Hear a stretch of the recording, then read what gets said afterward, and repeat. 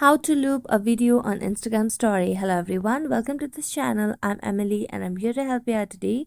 So without any delay, let's get started. So first of all, what you need to do is just tap on the Instagram application on your device and make sure that you have logged into your account. After logging into your account, all you have to do is tap on your story over here.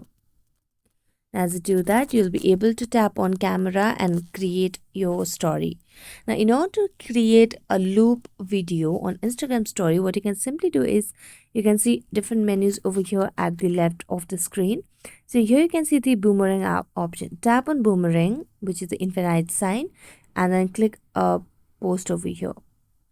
Now, as you do that, it will start processing and it will lead you to a new page where you can just tap on the boomerang option or the infinite option and you can trim or tweak over here and you can see the loop of a video on Instagram story. So thank you so much for watching this video. See you next time.